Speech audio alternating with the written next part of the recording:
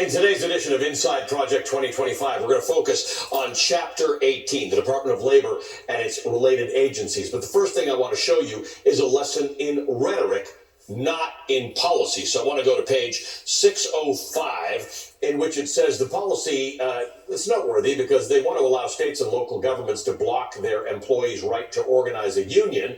But the interesting thing here is how they word it, because they don't just say it outright. Quote, Congress should pass legislation allowing waivers from federal labor laws like the NLRA and FLSA under certain conditions, end quote. Sounds pretty benign, like the NLRA and the FLSA. Why doesn't the book spell out the laws? Because this thing is decidedly not an exercise in brevity. It's 922 pages. The reason they don't spell it out is because the NLRA, or the National Labor Relations Act of 1935, guarantees a worker's right to unionize their workplace. The FLSA is the Fair Labor Standards Act of 1938, which guarantees overtime pay.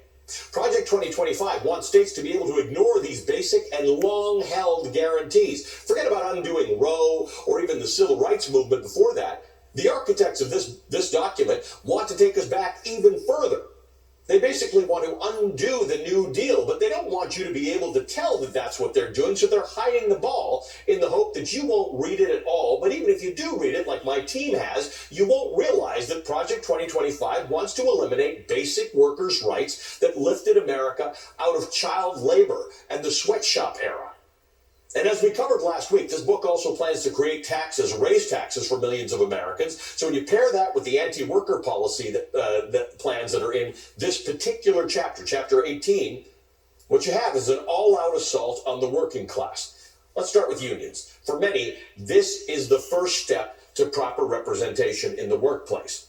Project 2025 wants to make it easier to disband the union by eliminating the contract bar rule, which sets a standard of time before a union can be decertified. Union leaders say eliminating the contract bar rule would undermine their ability to collectively bargain at all. It also calls to eliminate project labor agreements, which are collective bargaining agreements that are unique to the construction industry. They're negotiated between unions and contractors before a large project starts to smooth out working conditions and make sure that deadlines can be met. Project 2025 wants to repeal the persuader rule. Now, that's a law that requires companies to disclose the resources that they spend on union-busting law firms and consultants. Unions use those disclosures to show how much companies are spending to avoid granting workers better conditions. And Project 2025 would weaken joint employer rules for corporations who franchise out their business locations, which would make it more difficult for fast food workers in franchised operations like McDonald's to unionize. And if a worker at one of those franchise locations is seeking damages for unfair treatment, the massive corporation that is the franchisee would be off the hook. These are policies intended to weaken union and worker leverage at every point in the organizing and bargaining process. Without a union, workers need to advocate for themselves on their own, and they'd be doing that in a hostile labor market created by some of the other suggestions in this book. Let's turn now to page 604. That's where I am. Project 2025 calls for a repeal of the Davis-Bacon Act, which is a 93-year-old law that requires publicly funded projects to pay workers a prevailing wage that's paid to other private sector workers in the same arena.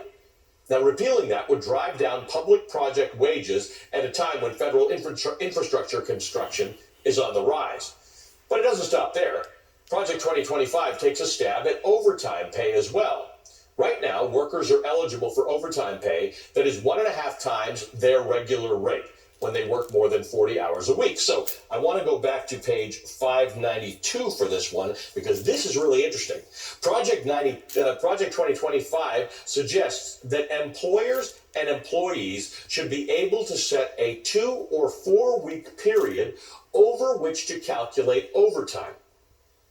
That means if you work 45 hours this week, but 35 hours next week, no overtime for you. Okay, let's go to page 595 now.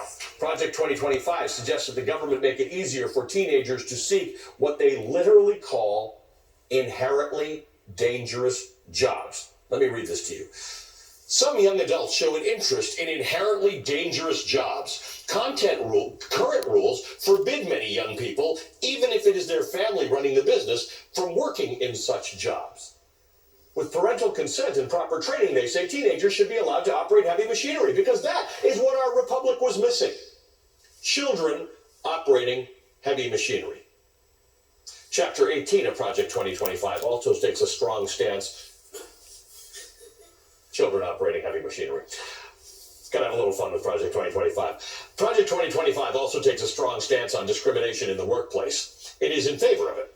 On page 583, it reads that it calls for the rescinding of the Executive Order 11246. That was an executive order that was signed by President Lyndon B. Johnson. It prohibits federal contractors from discriminating against any employee or applicant for employment because of race, color, religion, sex, or national origin. It has since been amended to also include sexual orientation and gender identity.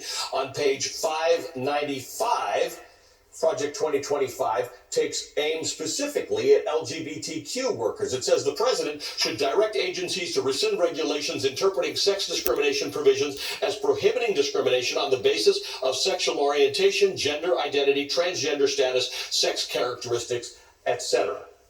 Meaning workplace discrimination against gay, transgender, or gender nonconforming Americans would no longer be the law of the land. So, in 36 pages in Chapter 18, we've got teenagers operating heavy machinery, workers' wages in a death spiral, roadblocks to workplace representation, legalized discrimination.